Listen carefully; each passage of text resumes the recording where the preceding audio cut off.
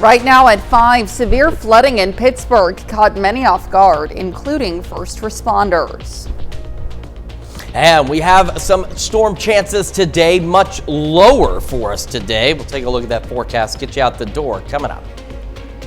Plus, volunteers in Berry County come together after the storm to make sure a summer camp is able to be up and running for the campers who need it. The 4 states' most watched news starts now. Well, good morning and welcome to the KOAM Morning News. It's 5 a.m. I'm Elise Snowy. I'm Chris Warner. It's Thursday, and it is May the 1st. May 1st. Here we are. We're now officially into May, and of course that also Right. means severe weather season, which is hard to believe is going to be ramping up. Right. We're getting into the peak, but after this last month, it's been Full of severe it, enough. yes. It's been busy enough, but right now, some good news. Our rain chances today much lower than what they were looking like yesterday, which is fantastic news because we need an opportunity to dry out. Certainly We're do. going to start to get that. Let's take a look outside downtown Pittsburgh. Skies are cloudy this morning, and that's because we do have a few isolated showers out there. Quick look at the MoDOT camera 20th and range line. We also have some fog that we're going to have to contend with, which we'll talk about in a moment. And same with these warnings, these flood warnings. The flood watches are gone, but we still have a number of flood warnings out there, which we will cover for you a little more in depth in a moment. We've got a few showers out in parts of Greenwood County and Elk County. All of this was part of a slightly bigger thunderstorm complex. Not severe or anything, but a few scattered storms out there. They're kind of in a dying state, but they will give us at least a few shower chances as we head through the morning hours. And as I mentioned, we have the fog. Dense fog advisories in southeast Kansas through 9 o'clock this morning. And as you can see, there's that reason why. We've got extraordinarily reduced visibilities. Independence, Chanute, both under a mile, and reduced visibilities just right through where those dense fog advisories are. But they do stretch into parts of Newata, Craig, and Washington counties in northeastern Oklahoma. So do keep in mind how foggy it is. Remember, low beams, not your high beams, fog lights if you've got them. Heading into the afternoon, we're looking at partly cloudy skies, and not everybody necessarily will see rain today, but we'll have opportunities for a few patchy showers, maybe a couple of rumbles of thunder. Unfortunately, though, our rain chances will increase as we head into the overnight hours and back into Friday, which we'll talk about as well. Temperatures this morning very similar to yesterday. Most of us into the upper 50s and low 60s, and our highs today a little warmer because we're going to see a little more sunshine across the area. So again, a few storms through the morning for some of us. Then we'll go partly cloudy, a few isolated storms this afternoon. We'll get another break ahead of more storms overnight tonight, and highs today about the mid to upper 70s for some of us, depending on who sees how much rain and cloud cover. Southwest winds, though, gusting upwards of 20 miles an hour. As I mentioned, our rain chances continue into tomorrow. And then we've got the weekend ahead of us. We'll talk about that weekend forecast with you here in just a few more minutes. Elise? Chris, thanks. Well, as more rain comes, authorities warned 4 staters to be mindful of the potential for more dangerous conditions. KOAM's Melissa Alexis explains first responders already have their hands full. Caught off guard. We knew that we were supposed to have pretty good rain. Taylor Cherney, the fire chief at the Pittsburgh Fire Department, says yesterday's rain seemed to come on suddenly. Didn't realize that it was going to be exactly what it was and come as fast as it did with as much rain as it was. He says the rain started early Tuesday morning on his commute to work. It was just torrential rain with standing water on streets that we hadn't seen standing water for a long time. The Pittsburgh Police Department responded to 22 calls, and the Crawford County Sheriff's Office assisted with another 11 calls. The biggest call volume yesterday was stalled out cars that had got caught in flash floods or had driven into deep water, possibly not realizing that it was as deep as it was. Some other calls that Pittsburgh and Crawford County emergency response crews responded to include disabled or stranded vehicles in the floodwaters, accidents, a tree falling on a house, and animal welfare checks. With all the water in the streets and just the heavy rain, the winds actually played a big part, and we did have a large elm tree that came down, spanned between a couple houses, pulled down some power lines. And something the fire chief wants to remind the public of to promote safety. Be aware, if you're leaving for work, leave a little bit early in case you have to detour. You don't want to drive through the deep water, you don't want to drive through flowing water. Turn around and find another route. And as always, be on the lookout for emergency vehicles. Reporting in Pittsburgh, Melissa Alexis, KOAM News. Pittsburgh and Crawford County emergency response crews received more than 30 calls between 7:30 and 10 a.m. on Tuesday. Well, Carl Junction hosted a severe weather town hall with a focus on preparing for the next weather event. At the CJ Community Center, featured presentations from city officials, police, fire, and a National Weather Service trained spotter. Carl Junction is very familiar with severe weather. On Easter Sunday, an EF1 tornado tore through Jasper County, uprooting trees and damaging homes. Organizers aim to educate the public on emergency response protocols before and after severe weather events. Anytime a severe thunderstorm warning is issued, people need to be aware. People need to start preparations. People need to be, eyes on the sky. People need to be watching their local weather forecasts. The siren really, when that goes off, that means there's actually a tornado warning, which means there has been rotation or an actual tornado spotted. So the time to act is very short. The meeting is streamed live on the CJ Community Center and Carl Junction Connection Facebook pages. Lawns throughout Joplin are littered with broken branches and downed trees from Tuesday's storms. Local tree service companies say they're receiving double the usual number of calls from four-state residents, and they're urging the community to stay patient as crews work longer hours to clean. Since the storm's been setting in, we've been getting about 10-15 calls at minimum a day, keeping busy, going to go look at them. So much rain that the root balls are getting saturated, and then we get the high winds, and that's why the trees are blowing over. Experts tell us one of the biggest headaches they're having now is working with insurance companies. Well, communities around Berry County saw extensive damage from Tuesday's storms. One area hit Camp Barnabas, a summer camp for those with disabilities. But as KOAM's Samantha Walker reports, dozens of volunteers are here to help. Tuesday morning storms did not leave Camp Barnabas alone. The site, which offers a summer camp experience for those with disabilities and chronic illnesses, saw significant damage, with poles and limbs pulled down to entire trees smashing into cabins. Damage structurally to 3 cabins. I think we last counted about 37 large trees down all over our property. And with staff and an estimated 1,500 campers expected in a matter of weeks, the camp's team knew they needed help. As soon as I walked the property and saw the magnitude of the damage, and I know what we have to get done in a short time frame, I knew we needed help, and we needed to ask for help. And so we immediately went into kind of crisis management mode and got the message out to help that we need help. And help is exactly what's scattered across the storm-damaged camp. Professionals and community members prepared with whatever tools they have. They showed up not knowing really what they were getting into with the chainsaw in hand. Spirit Tree Care brought a team of workers to spend a long day helping remove large trees. Storm damage recovery is something the company knows well after severe weather hit their home in northwest Arkansas last year. So we knew that it requires a lot. It requires a lot of skill, a lot of safety, a lot of just understanding trees and wood when it's under stress and things like that. And so we knew we had a special skill set to be able to come and help get these trees off the cabins or get them out of sticky situations. Camp staff say they've had roughly 100 volunteers in the first day of cleanup alone, and there's enough work for all of them. There's a multitude of things happening right now. We have tree removal, and then we will navigate into cabin repair in a short time frame. She says thanks to the help of these volunteers, the camp will be up and running in no time. I have no questions about it. I know they'll be ready to go. So campers are going to have a great summer. I know it. Reporting in Berry County, Samantha Walker, KOAM News. If you're interested in volunteering or helping donate for the recovery efforts, we have how to do so on our website, KOAMnewsnow.com. And that's a look at this morning's top stories and weather in our first 7 minutes coming up on the KOAM Morning News. A Columbus Titan looks to continue her wrestling career at the collegiate level. Plus, the State Department takes aim at Iran's energy sector with new sanctions. And Chris will have a full look at your forecast from the Skywatch Weather Center. You're watching the KOAM Morning News. We'll be right back. Well, this weekend, Pittsburgh State Track and Field competes at the 2025 MIAA Outdoor Championships held at Emporia State.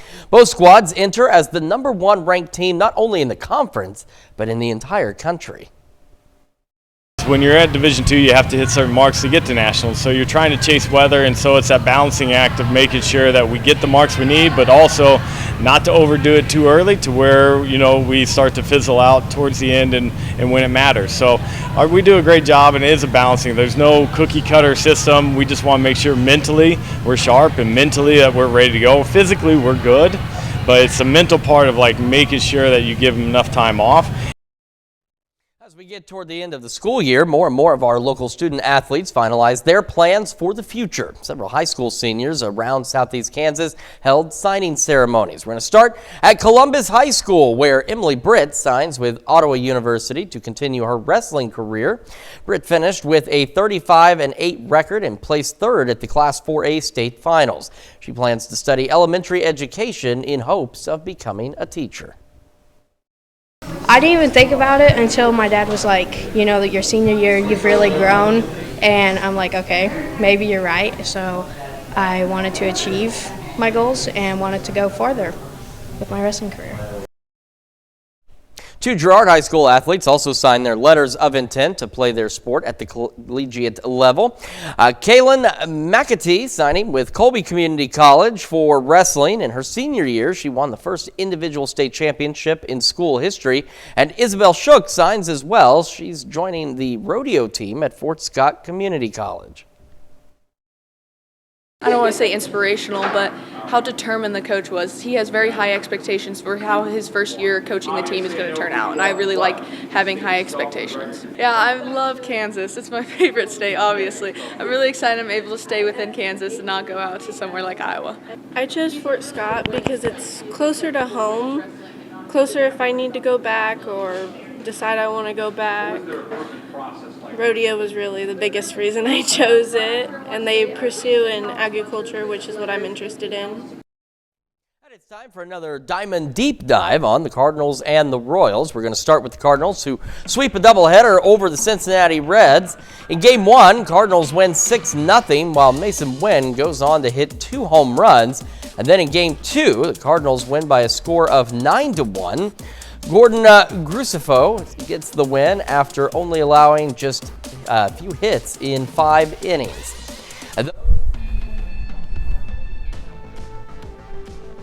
Loss to the last place Pirates helps out everyone else in the divisional. St. Louis improves their road record to 4-12.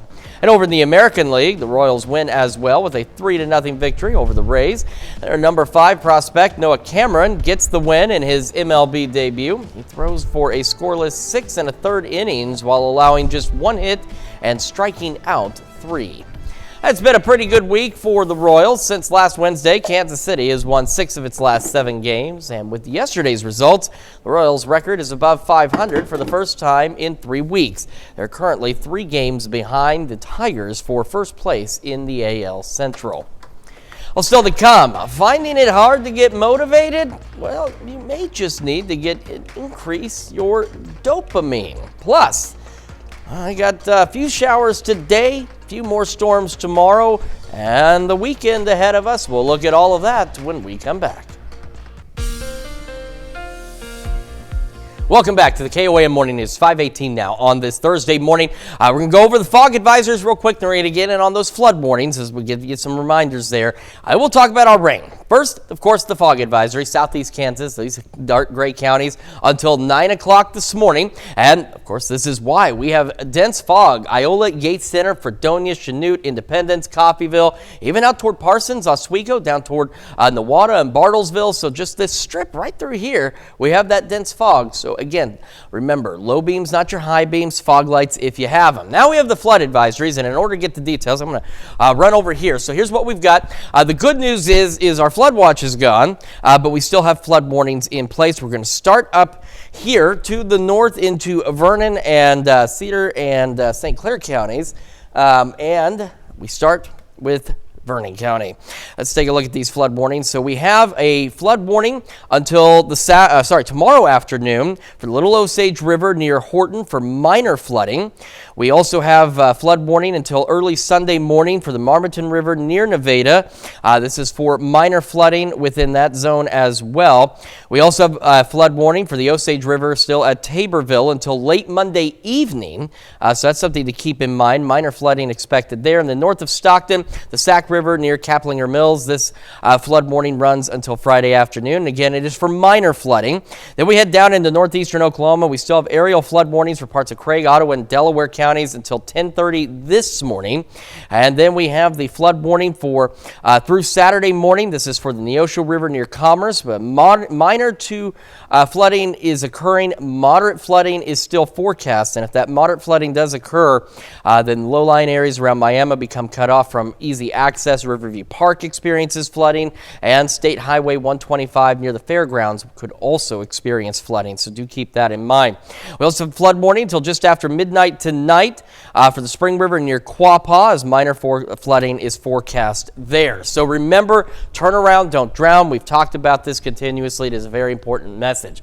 We have a few isolated showers out there. These are remnants of a thunderstorm complex that was off to our west. Again, nothing severe with any of that, and obviously it's in a dying state now here, but that could still generate a few isolated showers between now and about 10 a.m. Into the afternoon, will be partly cloudy. We're expecting to be dry, and then as we get to 2, 3 o'clock, we'll start seeing opportunities for isolated showers, maybe a rumble of thunder. So depending on who sees what, you may be a little cooler than some of your neighbors, or you may be a little warmer. Overnight tonight into Friday morning, a strong storm or two far south is possible, but otherwise we're just looking at additional scattered showers and storms, not nearly as much rainfall heading into Friday, but a few of those out there. And then we'll get an opportunity to start clearing out as we head into the weekend. Through this morning, again, a few isolated scattered storms out there. Most of us, though, still looking to be dry. Through the 60s, upper 60s by 11 o'clock. Then we'll look at highs today for many of us, right around the mid 70s, maybe some upper 70s. Not too bad this evening. Low 70s tomorrow, upper 60s Saturday. Sunday looks great. Monday looks great. Tuesday, Wednesday, not looking bad. But we have additional thunderstorm chances next week, and some of those could be strong to severe, so we want to keep a close eye on that as well. Let's check your forecast. We'll be back with more right after this.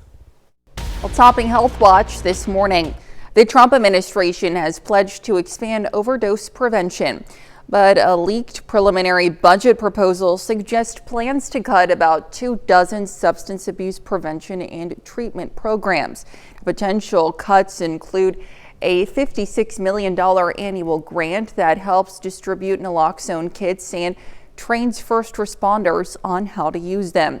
Both the White House Office of Management and Budget and the Department of Health and Human Services said no final decisions have been made about the upcoming fiscal budget. Well, the American healthcare system is getting worse at caring for pregnant women and new mothers, flipping a 2-year trend. The maternal mortality rate for the last year rose to 19 deaths per 100,000. That's up from 18.6 in 2023. Maternal mortality is defined as women dying while pregnant or within 42 days of a pregnancy's end. The mortality rate spiked during the COVID-19 pandemic, with a quarter of the deaths blamed on the virus. Maternal mortality in the U.S. is one of the highest among wealthy nations. Well, this time of year can be especially busy, and if your energy to get things done is zapped by the end of the day, your brain may just need a dopamine hit. Well, Mandy Gaither has more on how to design a dopamine menu to help boost focus and motivation. If your to-do list keeps getting longer, but the motivation to get things done is in short demand, you're not alone. And experts say a dopamine menu or dopa menu may be just what you need. It's a personalized list of activities that can bring you relaxation, relief, and reward. Dr. Sanjay Gupta says dopamine is a neurotransmitter and a key part of our brain's reward system. He says it's critical for decision making, planning, and the ability to pay attention. If you can trigger your brain and access that dopamine, it can help you focus. To design your own DOPA menu, Gupta says to write down a list of activities you can turn to before it's needed. They should be reasonable to do and ones you personally enjoy. Consider ones that involve mindful movement, like a short walk, a one-song dance party, or a bike ride. You can also consider creative outlets like writing, social connections such as taking a break to see a friend, or rest and recovery like a short nap or soothing bath. Organize your menu the way a restaurant does. Appetizers are small breaks. Main dishes take a bit longer, and desserts are more indulgent. Just remember, have fun with it. For Health Minute, I'm Andy Gaither. The term DOPA menu was originally coined by an ADHD coach who counsels people with attention deficit hyperactivity disorder and autism spectrum disorder. Now, while it can be especially useful for people who are neurodivergent by helping them bypass their instinct to avoid boring activities and help them get things done, experts say it can also provide motivation and focus to everyone. Well, that's a look at today's top health stories. You're watching the KOAM Morning News. Now we've got a few stray showers, maybe a rumble of thunder possible this morning. Then we'll get a break in the activity ahead of additional storms later today and overnight. We'll have another look at your forecast when we come back. Right now at 5:30, a bill to strengthen sentencing for accessory to murder in Oklahoma goes to the governor's desk. And while the rain is beginning to let up out there, we still have other rain chances on the way and flooding concerns continue. A look at that forecast, get you out the door coming up. Plus, Liberty Utilities prepares to hold public town hall meetings as a state investigation into billing practices moves forward. The 4 states' most watched news starts now.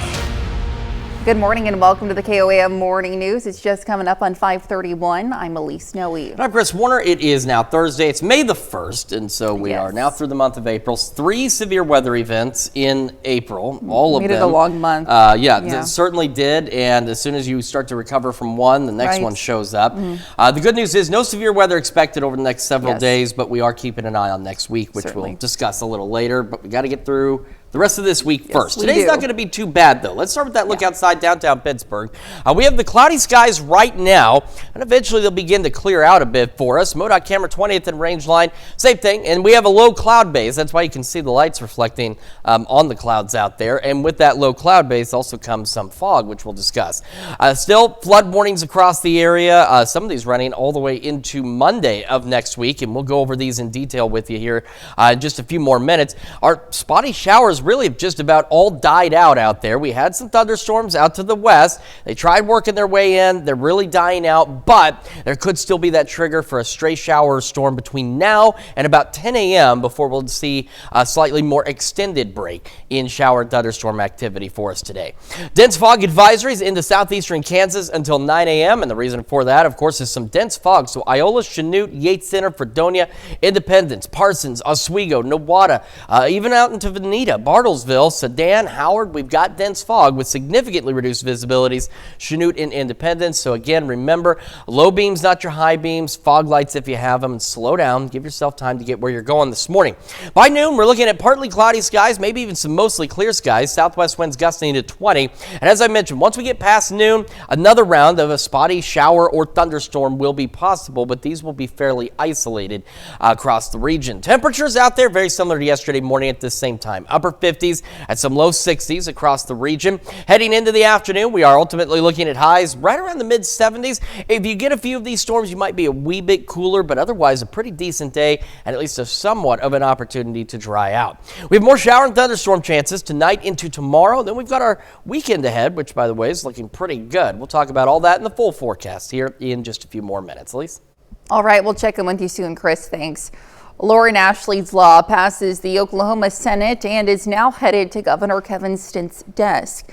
The proposed law adds accessory to murder in the first degree and accessory to murder in the second degree to the list of felony offenses for which Oklahoma already requires convicted criminals to serve at least 85% of their sentence.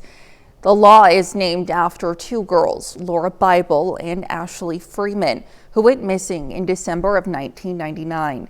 Ashley's parents were found murdered in their burned home, and their disappearance launched a decades-long investigation, leaving family, friends, and an entire community desperate for answers. The primary suspect, Ronnie Busick, eventually agreed to a plea deal in 2020, pleading guilty to accessory to murder, kidnapping, and arson.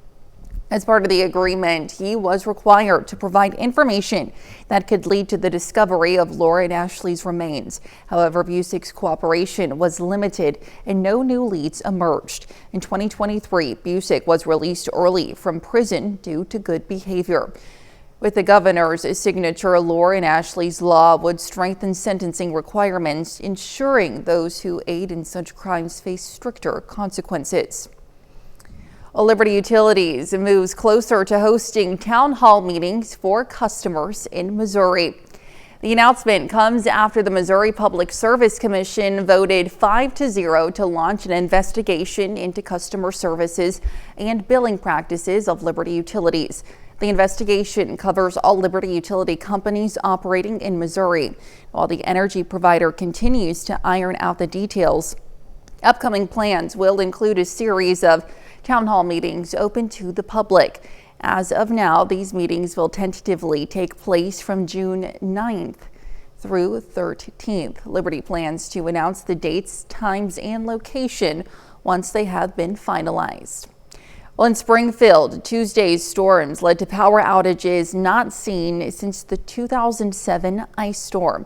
Adam Woodbray shows us how one community is getting a hot meal and the setbacks a local restaurant is facing. It's hot out here, isn't it? The staff at York Elementary in Springfield stepped up to help its community. With power out for the second day for the neighborhoods around the school, cooking food is not an option. So with no school in session, the school staff wanted to do something to help. Our staff got together on a message chat and decided that we wanted to come together with some of our community partners and find a way to help out our school community, because we do have a lot of families in our area that still do not have electricity. It wasn't long before the staff members bought snacks, water, hot dogs, and had the grills fired up. It's a good thing because I do have 4 kids, and when you don't have no way to cook or there's nowhere open, and you don't have a vehicle to like go further away, it's really heartwarming to know that I guess they care. People in the community say they're grateful. Because we can't cook anything, so it was nice to have something warm. Just wanted to say thanks to everybody that was here to help us out. It was really nice. And just a few miles away in downtown Springfield, Gailey's Breakfast Cafe was able to reopen, but not before having to deal with food that sat in the restaurant during the power outage. We have to get rid of it. I can't sell it at that point. I can't, I can't give it to customers once it hits a certain temp. Nicole Edwards owns Gailey's. She says the power went out around 9:45 Tuesday morning and wasn't restored until late Tuesday night. When we started seeing our coolers and everything start losing temp, which was last night, that's when we knew we had to start doing something. We had to either take the food somewhere else, give it away, or pitch it. Edwards says the staff gave out food to people they knew, trying to use the food while it was still good. But even still, there's a lot of food that's just going to waste. Our biggest loss is going to be our eggs, which everybody knows right now, eggs are outrageous. I had to pitch 22 cases of eggs. Each one of my cases holds 15 dozen eggs. And for a restaurant where breakfast is a big deal, turning eager customers away is a tough pill to swallow. This is what we bank on. And us being closed for almost 2 full days. I'm paying for labor, I'm paying for food that never got used. We're going to take a pretty hard hit. Gailey's was able to arrange to get more food brought in for the restaurant, but Edwards estimates she lost around $5,500 worth of food. And that's a look at our top news stories coming up this half hour on the KOAM Morning News. Florida police are led on a wild chase from a driverless boat. Plus, a Columbia student is released following his arrest from ICE. We'll have the latest. You're watching the KOAM Morning News. Topping World Watch, Secretary of State Marco Rubio has announced new U.S. sanctions on Iran's energy sector. In a statement, Rubio says the sanctions targeted 7 entities that are engaged in the trade of Iranian petroleum and petrochemical products. Officials say nearly all of the entities are based in the United Arab Emirates. The announcement comes a day after the State Department announced it was hitting Iran with sanctions over its ballistic missile program. Well, Gaza is getting closer to famine amid Israel's ongoing blockade. No humanitarian aid or commercial goods have been allowed for almost 2 months. Now, this is the longest period they have imposed a total blockade. Israel says it cut off the entry of humanitarian aid to pressure Hamas to release hostages. Internal organizations say Israel's action violate international law, and some accuse it of using starvation as a weapon of war, which is a war crime. U.S. officials say an American detained in Belarus has been freed. Yoras Zayankovic was arrested in Moscow in 2021 and brought to Belarus. There, he was accused of being part of a U.S.-backed coup plot against Belarus's strongman leader Alexander Lukashenko. The U.S. State Department denied any involvement in a plot. Zayankovic was turned over to the border with neighboring Lithuania to a team of U.S. officials. Well, a Palestinian student at Columbia University who was arrested at his U.S. citizenship interview is now free. Sherelle Hubbard has more on the ordeal, which lasted more than 2 weeks.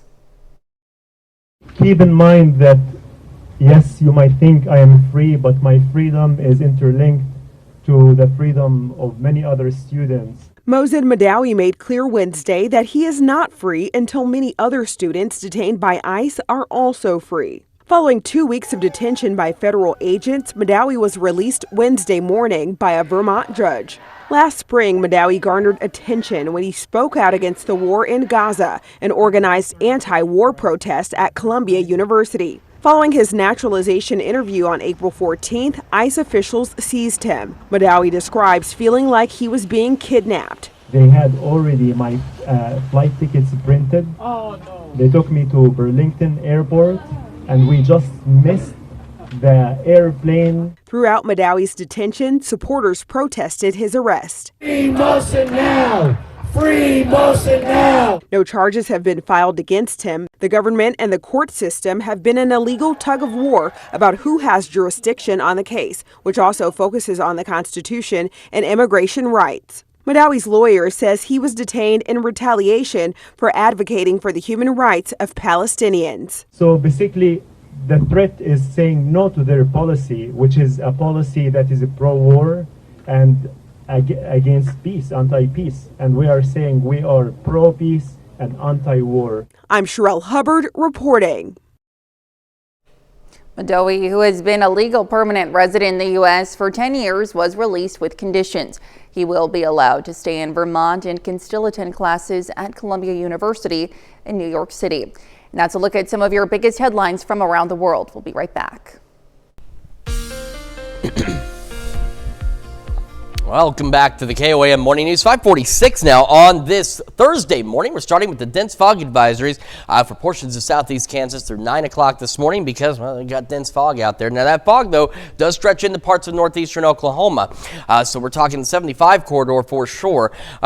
We got Iola, Yates Center, Chinook, Fredonia, Independence, Parsons, Nowata, Veneta, Sedan, Howard, all these locations, we've got the reduced visibility. So remember, low beams, not your high beams, fog lights if you've got them, slow down, leave space between you, the car ahead of you, and just give yourself time to get where you're going. We're going to do another tour on our flood warnings just because we want to make sure everyone is safe. And of course, remembering, turn around, don't drown, because that can be a very dangerous situation if you don't. Starting into Vernon County, flood warning that continues until early Sunday morning for the Marmaton River near Nevada, as minor flooding is occurring and minor flooding is forecast here. Just to the north of that, minor flooding is occurring and is forecasted for the Little Osage River near Horton. That flood warning runs until Friday afternoon. Minor flooding for the Osage River at Taborville. This flood warning, though, runs, I think it's one of the latest ones we have, runs until late Monday evening. And then north of Stockton, we've got the Sac River near Kaplinger Mills that this flood warning continues until tomorrow afternoon for minor flooding. Heading down south, aerial flood warnings again continuing for parts of Craig, Ottawa, and Delaware counties. These will continue until 10:30 this morning, so that means that there's going to be a number of back roads, rural roads, and low water crossings that could be experiencing flooding. Then we have a flood warning for the Neosho River near Commerce. Minor flooding is occurring. Moderate flooding is forecast. And a reminder, with that moderate flooding, that could have impacts for low-lying areas around Miami, as well as Riverview Park and State Highway 125 near the fairgrounds. And then additionally, we have a flood warning for the Spring River near Quapaw for the potential for minor flooding out there as well. So remember, turn around, don't drown. If you see water over the roadway, don't even try to go through it, okay? Skywatch Storm Tracker, we don't really have anything out there right now. We had some thunderstorms to our west. They tried to work into our far western counties. They have died, but we could still get a stray shower or storm between about now and 10 o'clock this morning. Then as we head to the afternoon, we could again get an isolated shower or storm in the afternoon for say roughly between 2 and 4, maybe 5 at the latest. And then that stops as well. Then it'll be overnight tonight into Friday morning that we'll start to see a few more showers and thunderstorms. Now down to our far south, maybe a strong storm, small hail, gusty winds will be possible. We're talking barely scraping our area. Otherwise, just a few scattered showers and storms through the day tomorrow. Again, not rain everywhere all at once like we've been seeing, so some of us will be dry, but we will have opportunities for additional rain chances, which could again exacerbate the existing flooding conditions. So again, few scattered storms through about 8, 9 o'clock. Otherwise, mostly cloudy skies to start. Upper 60s by 11 this morning. We'll be partly cloudy and warmer for most of us heading into the afternoon. Mid 70s, low 70s tomorrow as our storms finally begin to come to an end. Not bad into the weekend and even into the start of next week, but those thunderstorm chances by the end of next week still bear watching for the potential for more strong to severe storms in the area. Let's check your forecast. We're back with more right after this. Well, an out-of-control boat left speeding without a driver provides a chance for a pair of cops to test out their action star chops. Jerry Roth has today's Take a Look at This. Who doesn't love a Hollywood-esque hero's jump onto a runaway vehicle? We've all seen it in the movies and marveled at the high-speed, fearless feats, but even though it may not look as effortlessly cool, it does happen in real life. Like in Florida, where a pair of cops with the Sarasota PD Marine Unit had to run down a runaway boat that was rendered driverless when a large wave threw its operator from the helm. The craft was left cruising in circles at about 40 miles an hour. Using a tow line to slow the speeding boat, the cops caught up to it and made their action movie move as one officer fearlessly jumped onto the speeding vessel and safely brought it to a halt.